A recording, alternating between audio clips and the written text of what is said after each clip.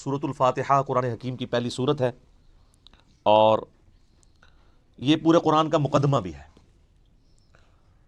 اس کو الفاتحہ بھی کہا جاتا ہے، یعنی کھولنے والی، یعنی قرآن اسی سے آ کے کھلتا ہے، یہ قرآن کی چابی ہے۔ احادیث میں اسے ام الکتاب بھی کہا گیا ہے، بخاری اور مسلم میں۔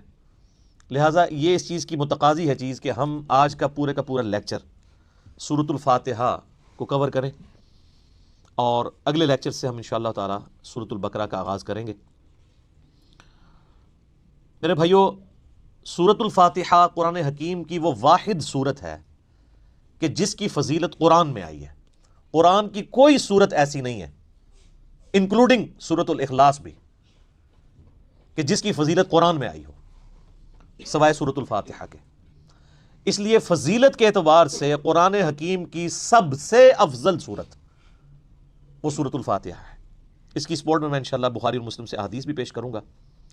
قرآن حکیم میں اللہ تعالیٰ نے سورہ الحجر پارہ نمبر 14 میں آیت نمبر 87 ہے، اعوذ باللہ من الشیطان الرجیم، بسم اللہ الرحمن الرحیم، وَلَقَدْ آتَيْنَاكَ سَبْعًا مِّنَ الْمَثَانِي وَالْقُرْآنَ الْعَظِيمِ، اور بے شک اے محبوب صلی اللہ علیہ وآلہ وسلم، ہم نے آپ کو عطا فرمائی 7 آیات ایسی جو بار بار پڑھی جاتی ہیں، اور قرآن عظیم بھی، یعنی پورے قرآن کا ذکر الگ سے اور ان 7 آیات کا ذکر الگ سے سورۃ الحجر آیت نمبر 87 میں۔ اور ظاہر ہے وہ بار بار دہرائی جاتی ہیں۔ دنیا کا کوئی بھی مسلمان ہو، اس کا تعلق کسی بھی مکتبہ فکر کے ساتھ ہو، کم از کم 5 نمازوں کی فرض رکعتوں میں 17 دفعہ تو سورۃ الفاتحہ وہ پڑھتا ہے، سنتیں اور نوافل اور وتر اس کے علاوہ۔ کوئی بھی نماز ایسی نہیں ہے جس میں سورۃ الفاتحہ ریپیٹ نہ ہوتی ہو۔ یہی اس کی فضیلت کے لیے کافی ہے کہ قرآن حکیم جو نماز میں ہم پڑھتے ہیں وہ ہم بدل بدل کے پڑھتے ہیں، لیکن سورۃ الفاتحہ ایسی چیز ہے جو ہر رکعت میں پڑھی جاتی ہے۔ حتیٰ کہ صحیح بخاری اور صحیح مسلم کی متفق علیہ حدیث ہے کہ اللہ کے محبوب صلی اللہ علیہ وآلہ وسلم نے فرمایا، لا صلاۃ لمن لم یقرأ بفاتحۃ الکتاب، جو نماز میں سورہ فاتحہ نہیں پڑھتا اس کی نماز ہی نہیں ہوتی۔ یہ اتنی اوبلیگیٹری چیز ہے۔ یہ بات بھی اس کی فضیلت کے لیے کافی ہے کہ یہ قرآن حکیم کی نمبر 1 سورت ہے، اپنی ترتیب میں بھی مصحف کی اور اپنے فضائل کے اعتبار سے بھی۔ قرآن حکیم کی یہ سب سے عظمت والی سورت ہے۔ اس کی سپورٹ میں صحیح بخاری میں ایک بڑی مشہور حدیث ہے کہ سیدنا ابو سعید ابن معلہ رضی اللہ تعالیٰ عنہ کہتے ہیں کہ میں ایک دفعہ مسجد نبوی میں نماز پڑھ رہا تھا تو اللہ کے محبوب صلی اللہ علیہ وآلہ وسلم نے مجھے آواز دی، تو میں چونکہ نماز میں مشغول تھا میں نے جانے میں تاخیر کر دی۔ تھوڑی دیر بعد میں پہنچا تو آپ صلی اللہ علیہ وآلہ وسلم نے فرمایا کہ میں نے تمہیں آواز دی تھی، تم کیوں نہیں آئے؟ تو انہوں نے کہا کہ میں نماز پڑھ رہا تھا۔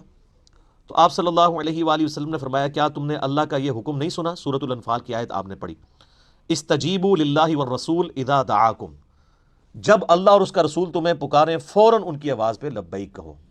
اس کائنات میں ایک ہی ہستی ایسی ہے مخلوقات میں کہ جو اگر عین نماز کی حالت میں بھی کسی کو بلائیں تو نماز توڑ کر نہیں، نماز چھوڑ کر اسی حالت میں ان کی خدمت میں حاضر ہونا یہ فرض ہے، سورۃ الانفال کی اس آیت کے تحت اور بخاری کی اس حدیث کے تحت۔ اور وہ امام اعظم محمد رسول اللہ صلی اللہ علیہ وآلہ وسلم کی مبارک ذات ہے۔ نماز توڑ کر نہیں، کیونکہ نبی علیہ السلام کی طرف جانا اللہ کے ایک حکم سے دوسرے حکم کی طرف جانا ہے۔ وہ جہاں پہ نماز اس نے چھوڑی ہوگی، اگر 1 رکعت پڑھی ہے، 2 پڑھی ہیں، 3 پڑھی ہیں، تو آ کر وہیں سے اپنی نماز شروع کرے گا، اس کی نماز ٹوٹے گی بھی نہیں۔ اس پہ اجماع امت ہے۔ بہرحال یہ جو ہمارے واعظین آئے دن کہانیاں کراتے رہتے ہیں کہ جی ماں آواز دے دے، باپ آواز دے دے، نماز توڑ دو، اس طرح کی کوئی حدیث نہیں ہے۔ البتہ یہ ضرور ہے کہ اگر زندگی موت کی کشمکش بن جائے، کوئی ایمرجنسی ہو جائے، تو آپ پھر نماز توڑ سکتے ہیں۔ لیکن نبی علیہ السلام کے کیس میں اگر بلایا جائے گا تو نماز توڑنی نہیں پڑے گی، بلکہ نماز وہیں پر چھوڑ کر آپ علیہ السلام کا حکم سننا پڑے گا۔ تو یہ آپ علیہ السلام نے ان کو تھوڑا سا یعنی ڈانٹ پلائی پیار محبت سے۔ پھر آپ نے اس صحابی کا ہاتھ اپنے ہاتھوں میں پکڑا اور پھر فرمایا کہ میں اس مسجد سے باہر نکلنے سے پہلے تمہیں قرآن حکیم کی سب سے عظیم سورت سکھاؤں گا۔ آپ علیہ السلام کی عادت تھی کہ آپ اگر کسی کو تھوڑا سا بھی سختی سے پیش آتے تھے تو پھر اس کے ساتھ دل جوئی بھی فرماتے تھے۔ اب ہاتھ پکڑے اور فرمایا کہ میں تمہیں نا ایک تحفہ دوں گا۔ وہ صحابی کہتے ہیں پھر تھوڑی دیر بعد جب ہم مسجد سے باہر نکلے تو مسجد سے نکلتے ہوئے میں نے نبی علیہ السلام سے کہا یا رسول اللہ اپنا وعدہ پورا کریں، آپ نے مجھے کہا تھا کہ آپ مجھے قرآن کی سب سے عظمت والی صورت تعلیم فرمائیں گے. تو آپ علیہ السلام نے فرمایا کہ وہ صورت ہے الحمدللہ رب العالمین، یعنی سورۃ الفاتحہ. اور پھر آپ علیہ السلام نے ساتھ ہی یہ سورہ ہجر کی آیت نمبر 87 بھی پڑھی کہ یہ وہ جو قرآن حکیم میں آیا ہے وَلَقَدْ آتَيْنَاكَ سَبْعًا مِّنَ الْمَثَانِ وَالْقُرْآنِ الْعَظِيمِ، یہ ہے وہ صورت جو قرآن حکیم میں اللہ نے مجھے عطا کی، جو 7 آیات بار بار دہرائی جاتی ہیں. اور پھر آپ علیہ السلام کے بخاری میں الفاظ ہیں یہ ام الکتاب ہے، یہ قرآن کی ماں ہے، قرآن کی جڑ اس میں ہے، اسی سے پورے قرآن کا درخت نکل رہا ہے. فاتحہ بھی ہے، ام الکتاب بھی ہے، اور یہ وہ 7 آیات ہیں جو سورہ ہجر میں آئی ہیں. تو سورہ ہجر کی اس آیت کے کانٹیکسٹ میں کتاب التفسیر چیپٹر میں امام بخاری اس حدیث کو لے کر آئے ہیں. یہ حدیث کافی ہے اس کی فضیلت کے لیے. اچھا، یہ تو سورہ اعظم تھی نا قرآن کی. قرآن کی ایک آیت بھی ہے جو اعظم ہے، وہ صحیح مسلم میں حدیث ہے. ابی ابن کعب، جن کے بارے میں بخاری مسلم میں آتا ہے کہ 4 بندوں سے قرآن سیکھو، ان میں ایک عبداللہ ابن مسعود ہیں اور ایک ابی ابن کعب ہیں اور سیدنا سالم ہیں، یہ ان میں سے ایک ہیں. تو ابی ابن کعب کہتے ہیں کہ نبی علیہ السلام نے مجھ سے ایک دن پوچھا کہ جانتے ہو کہ قرآن کی سب سے اعظم آیت کون سی ہے؟ تو انہوں نے کہا یا رسول اللہ صلی اللہ علیہ وآلہ وسلم، میرے اندازے کے مطابق قرآن حکیم کی سب سے عظیم آیت اللہ لا الہ الا هو الحی القیوم، آیت الکرسی، سورہ بقرہ کی آیت نمبر 255 ہے. تو آپ علیہ السلام نے اپنا ہاتھ ان کے سینے پہ مارا محبت کے ساتھ اور فرمایا ابو منذر تمہیں یہ علم مبارک ہو. یعنی نبی علیہ السلام نے ان کے علم کے اوپر ان کی تحسین فرمائی کہ تمہیں میرے بتائے بغیر تم نے صحیح اندازہ لگایا کہ قرآن حکیم کی سب سے اعظم صورت جو آیت ہے وہ آیت الکرسی ہے. بخاری سے پتہ چلا کہ سب سے اعظم صورت سورۃ الفاتحہ ہے. مسلم شریف سے پتہ چلا سب سے اعظم آیت آیت الکرسی ہے. تو اس سے یہ بات بھی کلیئر ہوگی کہ جو لوگ کہتے ہیں نا وہ احادیث میں ہے سواد اعظم، وہ سب سے بڑا گروہ جو ہے اس کو پکڑ لینا، اور وہ سب سے بڑا گروہ ہر ملک میں ڈیفرنٹ ہوتا ہے. یعنی آپ بنگلہ دیش میں جائیں گے تو وہاں سب سے بڑا گروہ دیوبندی ہے، پاکستان میں سب سے بڑا گروہ بریلوی ہے، سعودیہ میں چلے جائیں گے اہل حدیث بڑا گروہ ہے، ایران میں چلے جائیں گے شیعہ بڑا گروہ ہے.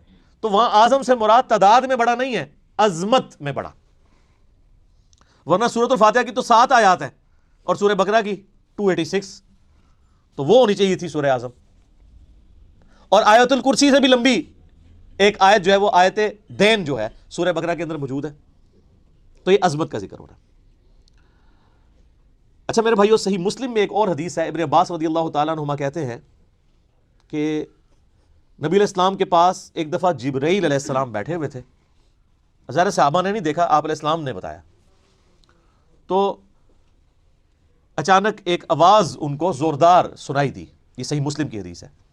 تو حضرت جبرائیل علیہ السلام نے نگاہ اٹھا کے اوپر دیکھا اور کہا یا رسول اللہ، آج آسمان کا ایک ایسا دروازہ کھلا ہے جو آج سے پہلے کبھی نہیں کھلا تھا، اور اس دروازے سے ایک فرشتہ زمین پر اترا ہے. اتنے میں وہ فرشتہ حاضر ہوا نبی اسلام کی خدمت میں. تو حضرت جبرائیل نے کہا کہ یا رسول اللہ، یہ وہ فرشتہ ہے، یہ آج سے پہلے دنیا میں کبھی نہیں آیا تھا، اور وہ دروازہ بھی آج سے پہلے کبھی نہیں کھلا تھا، اور یہ فرشتہ آپ کو سلام عرض کر رہا ہے، اور اللہ کا یہ پیغام لے کر آیا ہے کہ آپ کو بشارت ہو 2 ایسے نوروں کی جو آپ سے پہلے کسی پیغمبر کو نہیں دیے گئے. ان میں سے پہلی چیز سورۃ الفاتحہ ہے، اور دوسری چیز سورہ البقرہ کی آخری 2 آیات آمن الرسول بما انزل الیہ من ربہ والمؤمنون. تو سورۃ الفاتحہ وہ نور ہے جو کسی پیغمبر کو نہیں دیا گیا سوائے ہمارے محبوب صلی اللہ علیہ وآلہ وسلم کے. اچھا، صحیح بخاری کی جو میں نے حدیث بیان کی کہ سورہ اعظم ہے قرآن کی، اس کے تحت یہ بات تو بالکل کلیئر ہو گئی کہ نبی علیہ السلام نے سورۃ الفاتحہ کو جو تعلیم فرمایا اس کا آغاز کیا الحمدللہ رب العالمین سے. تو اس میں واضح اشارہ موجود ہے کہ بسم اللہ الرحمن الرحیم سورہ فاتحہ کا حصہ نہیں ہے، قرآن کا حصہ ہے.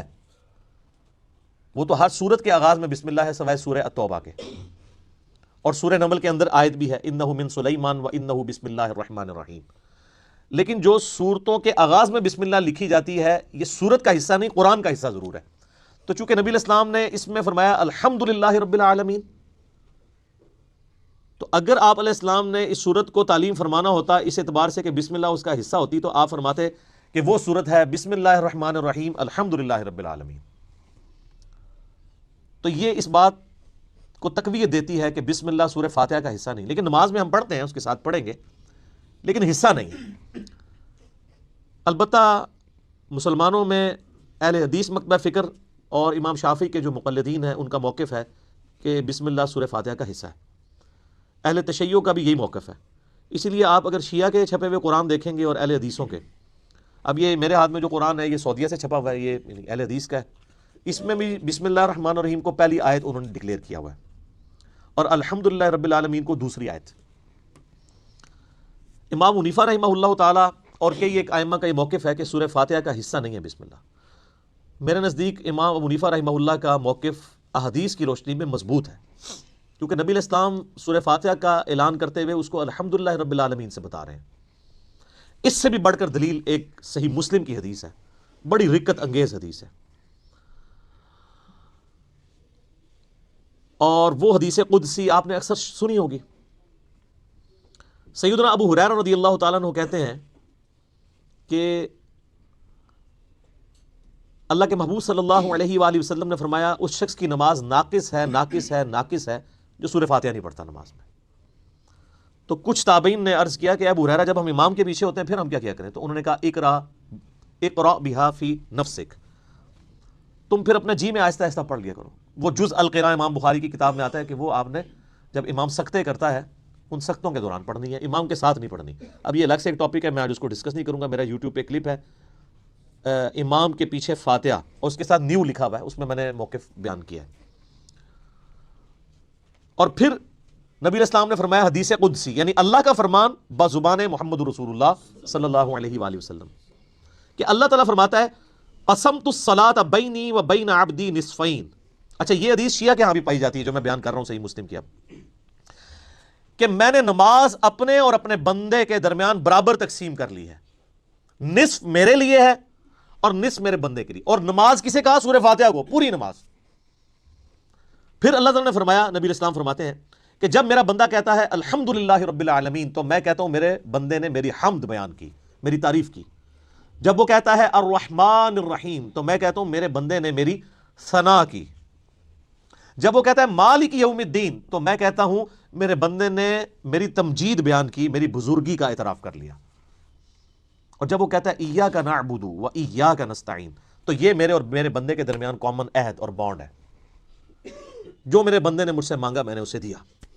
اور جب میرا بندہ کہتا ہے اہدنا الصراط المستقیم صراط الذین انعمت علیہم غیر المغضوب علیہم ولا الضالین آمین، تو میرے بندے نے جو مجھ سے مانگا اس دعا میں نے اسے عطا کر دیا۔ یہ حدیث بھی اس بات کا ثبوت ہے کہ سورہ فاتحہ کا حصہ بسم اللہ نہیں ہے، ورنہ تو یہ سٹارٹ یہاں سے ہوتی کہ جب میرا بندہ کہتا ہے بسم اللہ الرحمن الرحیم تو میں کہتا ہوں میرے بندے نے میرے نام سے آغاز کیا۔ جب وہ کہتا ہے الحمدللہ رب العالمین تو میں کہتا ہوں میرے بندے نے میری حمد کی۔ تو اس حدیث میں بھی، حدیث قدسی میں بھی سورہ فاتحہ کا آغاز الحمدللہ رب العالمین سے ہوا۔ لہٰذا اہل تشیع اور اہل سنت میں اہل حدیث اور شافعی ہیں جو شوافع، ان کا موقف مضبوط نہیں ہے اس مسئلے میں۔ امام حنیفہ رحمہ اللہ کا موقف اس مسئلے میں، جہاں کئی مسئلوں میں ان کے موقف غلط ہے، اس مسئلے میں ان کا موقف ٹھیک ہے کہ سورہ فاتحہ کا حصہ نہیں ہے بسم اللہ۔ اس سے بھی بڑھ کر بخاری و مسلم میں حدیث ہے، انس بن مالک کہتے ہیں میں نے پوری زندگی نبی علیہ السلام کے پیچھے نماز پڑھی، اس کے بعد حضرت ابوبکر کے پیچھے، پھر حضرت عمر کے پیچھے، پھر حضرت عثمان کے پیچھے۔ میں نے ان چاروں میں کسی کو بھی قرات کا آغاز نماز میں بسم اللہ سے کرتے ہوئے نہیں سنا، ہمیشہ الحمدللہ رب العالمین سے سنا۔ وہ ثنا تو خاموشی سے پڑھی جاتی ہے نا، اور بسم اللہ بھی۔ قرات کا آغاز وہ کرتے تھے الحمد سے، اس کا مطلب ہے کہ وہ سورہ فاتحہ سے اسے الگ سمجھتے تھے۔ اور مسلم میں تو یہاں تک الفاظ ہیں، بلکہ وہ حضرت انس بن مالک تو انکار ہی کر رہے ہیں، وہ کہتے ہیں کہ نبی علیہ السلام اور حضرت ابوبکر اور عمر سورہ فاتحہ سے نہ پہلے بسم اللہ پڑھتے تھے نہ بعد میں، یعنی اگلی سورہ سٹارٹ کرنے سے پہلے بھی بسم اللہ نہیں پڑھتے تھے، کنٹینیوشن کے ساتھ پڑھتے تھے۔ بعض محدثین نے اس کی توجیہ بیان کی کہ اس سے مراد ہے کہ بلند آواز سے نہیں پڑھتے تھے، کیونکہ ثنا اور بسم اللہ آہستہ آواز سے پڑھنا تو ثابت ہے، تو آہستہ آواز سے پڑھنا ہی اس بات کی دلیل ہے کہ اس کو فاتحہ سے الگ کر کے پڑھتے تھے، لہٰذا وہ فاتحہ کا حصہ نہ ہوا۔ اچھا، اب ٹیکنیکلی اس کو آپ سمجھیں کہ سورہ فاتحہ کی یہ 7 آیات کیسے پوری ہوتی ہیں۔ مسلم میں جو آیا ہے نا الفاظ کے آدھی میرے لیے آدھی میرے بندے کے لیے، تو پھر سورہ فاتحہ آدھی ہوتی ہوگی نا کہیں پہ، کیونکہ آدھی میرے لیے اور آدھی میرے بندے کے لیے، تو آئیں پھر آدھی کر کے دیکھ لیتے ہیں۔ وہ سٹارٹ ہو رہا ہے اس حدیث میں جب میرا بندہ کہتا ہے الحمدللہ رب العالمین، تو میں کہتا ہوں میرے بندے نے میری حمد کی، الرحمن الرحیم میرے بندے نے میری ثنا کی، مالک یوم الدین میرے بندے نے میری بزرگی کا اعتراف کیا. 3 آیتیں ہوگی. اس کے بعد آتا ہے ایاک نعبد و ایاک نستعین، یہ میرے اور میرے بندے میں کامن ہے، لہٰذا یہ آیت پھر سینٹر میں ہو گئی، کیونکہ تینوں پہلی آیات جو ہیں وہ اللہ کی تعریف ہے. الحمدللہ رب العالمین، الرحمن الرحیم، مالک یوم الدین. ایاک نعبد و ایاک نستعین عہد ہے، اور کہا یہ کامن ہے، مراد یہ سینٹر میں ہے. اور اس کے بعد جتنی چیزیں وہ دعائیں ہیں، اہدنا الصراط المستقیم، یہ بندے کی ہو گئی. صراط الذین انعمت علیہم غیر المغضوب علیہم ولا الضالین آمین. یہ 3 آیات اللہ سے دعا ہوئی، یہ بندے کے لیے، اور اس میں الفاظ ہیں جو میرے بندے نے مانگا میں نے دے دیا. پہلی 3 اللہ کی ثنا، اور سینٹر والی ایاک نعبد و ایاک نستعین کامن بانڈ. ٹھیک ہو گیا؟ اس سے بھی مزے کی بات، ایاک نعبد و ایاک نستعین بھی سینٹر ہو جاتی ہے. یہ ایک آیت ہے نا، ایاک نعبد، اے اللہ ہم تیری عبادت کرتے ہیں، یہ بھی اللہ کی تعریف. و ایاک نستعین، اور دعا تجھ سے کرتے ہیں. واو پہ آگے سینٹر بنتا ہے. اس واو سے پہلے 3.5 آیات اس طرف ہیں اور 3.5 آیات اس طرف ہیں. یہ بالکل سینٹر بنتی ہے واو، ایاک نعبد. اور وہ اسی لیے حدیث میں ہے نا یہ کامن ہے. کامن کیوں ہے؟ ایاک نعبد میرے بندے نے میری عبادت کی، و ایاک نستعین میرے بندے نے مجھ سے مانگا. اور کیا مانگا؟ اہدنا الصراط المستقیم صراط الذین انعمت علیہم غیر المغضوب علیہم ولا الضالین آمین. تو یہ اتنی مضبوط دلیل ہے، یہ جتنے دلیل کیا کتنے دلائل میں نے سامنے رکھ دیے ہیں کہ جس کے بعد کوئی گنجائش نہیں رہتی کہ کوئی بندہ ہٹ درمی پہ اور ضد پہ آ جائے. شیخ زبیر علی رحمہ اللہ تعالیٰ سے 2008-9 کی بات ہے، میں نے اب چونکہ وہ اہل حدیث تھے تو اہل حدیث کی کوشش ہوتی ہے کہ امام حنیفہ ہر مسئلے میں غلط ثابت ہو جائے. تو میں نے ان کے سامنے کہا جی اب آپ کو چیک کرتے ہیں، ہم بخاری مسلم کو مانتے ہیں کہ وہ یہ نہ ہو کہ امام حنیفہ کی دشمنی آپ کو اس پہ نہ ابھار دے کہ آپ سچائی سے اناد کریں. تو مجھے کہتے ہیں جی وہ بسم اللہ حصہ ہے فاتحہ کا. میں نے کہا جی یہ واضح احادیث ہیں، یہ میں نے سارے دلائل آپ کو بھی سن کے اندازہ ہو گیا ہوگا اس کے بعد کوئی بندہ یہ مان سکتا ہے، یہ چھڑولی چھوڑ سکتا ہے آگے سے. بالکل واضح بات ہے. تو ان باتوں کا ان کے پاس کوئی جواب نہیں تھا. وہ کہتے ہیں نہیں امام شافعی. میں نے کہا امام شافعی کو چھوڑیں، آپ کہتے ہیں کتابوں سنت، اب آپ کہہ رہے ہیں امام شافعی کہتے ہیں بسم اللہ حصہ ہے. ہم آپ کو بخاری مسلم سے ثابت کر رہے ہیں کہ سورہ فاتحہ کا حصہ نہیں ہے بسم اللہ. بہرحال نماز میں بھی پڑھیں گے، قرآن میں بھی پڑھا جائے گا، قرآن کا حصہ ہے سورہ فاتحہ سے پہلے پڑھنا. اور نماز میں بھی ہم بسم اللہ پڑھنا سنت ہے، بسم اللہ پڑھ کے سورہ فاتحہ پڑھی جاتی ہے. جب بالکل پہلی دفعہ پڑھی جائے گی پھر تو اعوذ باللہ بھی پڑھا جائے گا. یہ بھی ذہن میں رکھیے گا، پہلی رکعت میں تو اعوذ باللہ سے بھی سٹارٹ کریں گے، باقی رکعتوں میں صرف بسم اللہ سے. کیوں؟ قرآن جب بھی پڑھا جائے گا نا تو اعوذ باللہ سے آغاز ہوگا. ایون آپ نے قرآن پڑھتے پڑھتے تلاوت روک دی، بند کی، کسی سے گپ شپ کی، دوبارہ پڑھیں گے تو اعوذ باللہ سے. اور اس کا حکم جو ہے سورۃ النحل آیت نمبر 98 میں موجود ہے، فَإِذَا قَرَأْتَ الْقُرْآنَ فَاسْتَعِذْ بِاللَّهِ مِنَ الشَّيْطَانِ الرَّجِيمِ. پس تو جب بھی قرآن کی قرات کرنے لگے تو اللہ کی پناہ حاصل کر لیا کر شیطان مردود کے اگینسٹ. کیوں؟ اگر آپ شیطان کے اگینسٹ اللہ کی پناہ نہیں حاصل کریں گے تو قرآن پڑھ کے آپ غلط رزلٹ بھی نکال سکتے ہیں. اس میں قرآن کا قصور نہیں ہے. اگر ایک اچھی گاڑی ہے اس پہ ڈرائیور غلط بیٹھ گیا جا کے ٹھوک دیتا ہے تو گاڑی کا تو قصور نہیں ہے. تو قرآن حکیم سے غلط رزلٹ جان بوجھ کے لوگ نکال سکتے ہیں جب تک کہ اپنے آپ کو قرآن کے سامنے سرنڈر نہ کریں اور اللہ تعالیٰ کے سامنے اپنے آپ کو پیش نہ کریں شیطان کے اگینسٹ کہ یا اللہ تو ہی پناہ دے ہمیں اس کے اگینسٹ. ورنہ قرآن حکیم وہ پڑھیں گے تو اس سے غلط رزلٹ بھی نکال سکتے ہیں، وَلِعَوْذُ بِاللَّهِ تعالیٰ. اس لیے حکم دیا گیا. اچھا بخاری مسلم کی ایک حدیث بڑی مزے کی ہے. صحابہ کرام کا قافلہ کہیں جا رہا تھا، راستے میں انہوں نے ایک جگہ پانی کے لیے پڑاؤ کیا تو وہاں پہ ایک قبیلہ آباد تھا. انہوں نے صحابہ کرام کی کوئی مہمان نوازی نہیں کی، لیکن اسی دوران ان کے قبیلے کے سردار کو ایک سانپ یا بچھو نے ڈس لیا. یہ حدیث بخاری میں بھی ہے اور مسلم میں بھی. تو جب وہ سانپ اور بچھو نے ڈس لیا تو وہ صحابہ کرام کے پاس آئے اور کہا کہ تم میں سے کوئی ایسا ہے جو جھاڑ پھونک کر سکتا ہو، دم ڈال سکتا ہو زہریلے جانور کا. تو ایک صحابی نے کہا ہاں مجھے ایک دم آتا ہے لیکن میں یہ بکریوں کا پورا ریوڑ اس کے عوض معاوضہ لوں گا. مرتے کیا نہ کرتے، پھنسے ہوئے تھے. انہوں نے کہا ٹھیک ہے. اس نے جا کے دم ڈالا سورہ فاتحہ پڑھ کے. تو حدیث کے الفاظ ہیں وہ بندہ اس طرح ہو گیا جیسے مردہ زندہ ہو جاتا ہے اس کے اثر سے، دم کے. بکریوں کا ریوڑ والے کیا. اب صحابہ کرام میں اختلاف ہو گیا. ایک گروہ نے کہا کہ یہ تو آپ نے قرآن پڑھنے کی اجرت لے لی ہے، یہ تو حرام ہے. زیادہ پرہیزگار لوگ بھی ہوتے ہیں نا. دوسرے نے کہا نہیں ہم نے معاوضہ لیا، بالکل ٹھیک ہے. بہرحال یہ طے پایا کہ نبی الاسلام سے جا کے فیصلہ کروائیں گے. آپ علیہ السلام کے پاس آئے تو آپ صلی اللہ علیہ وآلہ وسلم نے پہلے تو اس کی تحسین کی کہ تو نے یہ بہت بڑی انوینشن کی ہے، تجھے کس نے بتا دیا کہ سورہ فاتحہ میں اتنی شفا ہے. سورہ فاتحہ شفا بھی دیتی ہے. اور پھر آپ علیہ السلام نے فرمایا ان احق ما اخذتم علیہ اجرا کتاب اللہ، سب سے بہترین چیز جس کے اگینسٹ تم معاوضہ طلب کر سکتے ہو وہ اللہ کی کتاب ہے۔ اور پھر آپ علیہ السلام نے فرمایا کہ وہ جو بکریاں لی ہیں نا اس میں سے کچھ حصہ مجھے بھی دو تاکہ امت کے لیے کنفرم ہو جائے کہ یہ مال حلال ہے۔ انہی حدیث کے تحت قرآن حکیم کی جو تعلیم کی اجرت ہے نا، نمازیں پڑھانے کی اجرت نہیں میں بات کر رہا، قرآن کی تعلیم کی اجرت لینا وہ جائز ہے ایز اے ٹیچر۔ جیسے آپ باقی علوم حاصل کرتے ہیں تو پیمنٹ کرتے ہیں نا، چاہے ٹیوشن کے لیے جائیں یا اسکول کے لیے، ویسے ہماری طرح بغیر پیسے لیے پڑھائیں وہ تو بہت اعلیٰ درجے کی چیز ہے۔ تو اسی کے تحت جو ہے نا وہ آپ علماء سے پوچھیں نا نمازیں پڑھانے کی تنخواہ لے رہے ہیں، وہ کہتے ہیں نہیں ہم تو تعلیم کی لیتے ہیں، اور تعلیم دیتے بھی کوئی نہیں۔ اب تو بچوں کو لوگوں نے بھیجنا ہی چھوڑ دیا مسجد کے اندر۔ تو بل ایسی مساجد جہاں پر ٹیچرز جو ہیں وہ قرآن حفظ کر رہے ہیں، قرآن کی تعلیم دے رہے ہیں، اور پیرلل میں وہی ٹیچرز باری باری نماز پڑھاتے ہیں، تو وہ تو بغیر تنخواہ کی پڑھا رہے ہیں، وہ تنخواہ تو تعلیم کی لے رہے ہیں۔ امام حنیفہ رحمہ اللہ تعالیٰ تو مطلقاً امام مسجد کی تنخواہ کو حرام سمجھتے ہیں، لیکن بعد میں فقہ حنفی والوں نے متاخرین کے فتوے کے تحت اسے جائز سمجھا ہے۔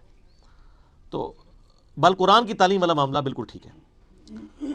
اب رہی وہ حدیث بخاری و مسلم کی کہ لا صلاۃ لمن لم یقرأ بفاتحۃ الکتاب، جو فاتحہ نہیں پڑھتا اس کی نماز نہیں ہوتی۔